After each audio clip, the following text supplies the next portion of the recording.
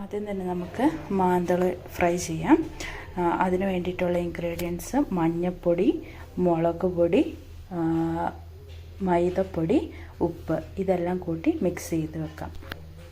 നമ്മുടെ മീൻ നല്ലോണം മാഗ്നേറ്റ് ചെയ്ത് വെച്ചിട്ടുണ്ട്. ഇതൊരു 10-15 മിനിറ്റ് ഒന്ന് സെറ്റാവാൻ നമുക്ക് വയ്ക്കാം. അത് കഴിഞ്ഞിട്ട് നേരിട്ട് ഫ്രൈ ചെയ്യാം. അടുത്ത നമുക്ക് നല്ലൊരു ഫിഷ് കറി ഉണ്ടാക്കാം. അതിന് വേണ്ടിയിട്ട് ചെറിയ നത്തളാണ് ആവശ്യമുള്ളത്. പിന്നെ മുളക് പൊടി, ഉള്ളി, മല്ലിപ്പൊടി, മഞ്ഞൾപ്പൊടി, ഇഞ്ചി, മുളക്, വെളുത്തുള്ളി. നമുക്ക് ചട്ടി ചൂടാക്കാം, എന്നിട്ട് വറവിടാം. ആദ്യം തന്നെ നമുക്ക് കുറച്ച് വെളിച്ചെണ്ണ ഒഴിക്കാം.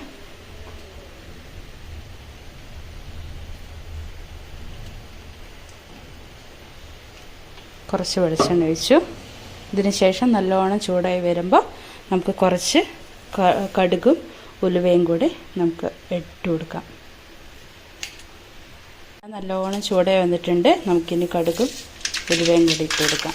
നല്ലോണം പൊട്ടി വരുമ്പോൾ നമുക്ക് അടുത്ത ഇൻഗ്രീഡിയൻസ് ഇട്ട് കൊടുക്കാം. ഇനി നമുക്ക് കുറച്ച് കൊടംപുളിയും കൂടി ഇട്ട് കൊടുക്കാം. എന്നിട്ട് നല്ലോണം ഇതെല്ലാം മിക്സ് ചെയ്തിട്ടുണ്ട്. ഇപ്പോൾ ഇത് നല്ലോണം തിളച്ച് വരട്ടെ കറി. മീൻ കറി നല്ലോണം തിളച്ച് വരുന്നുണ്ട്. അപ്പോൾ നമുക്ക് നല്ല ഫ്രഷ് ആയിട്ടുള്ള കറിവേപ്പില കുറച്ചിട്ട് കൊടുക്കാം. നമുക്കിനി മീൻ ഫ്രൈ ചെയ്യാൻ വേണ്ടിയിട്ട് പാൻ നല്ല ചൂടായിട്ട് കുറച്ച് വെളിച്ചെണ്ണ ഒഴിച്ച് കൊടുത്തിട്ടുണ്ട്.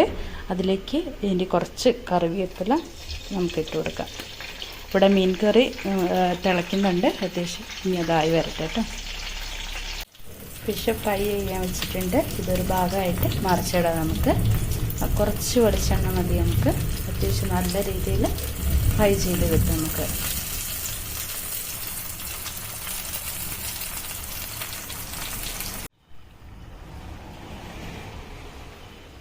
നല്ല ക്രിസ്പി ആയിട്ടുള്ള മീൻ ഫ്രൈ ഇവിടെ റെഡി ആയിട്ടുണ്ട്. എല്ലാവരും ട്രൈ ചെയ്ത് നോക്കണം. ഇനി നമുക്ക് കറീൻ്റെ കാര്യങ്ങൾ നോക്കാം. നല്ല ടേസ്റ്റി ആയിട്ടുള്ള ഫിഷ് കറി ഇവിടെ റെഡി ആയിട്ടുണ്ട്. എല്ലാവരും ട്രൈ ചെയ്ത് നോക്കണം.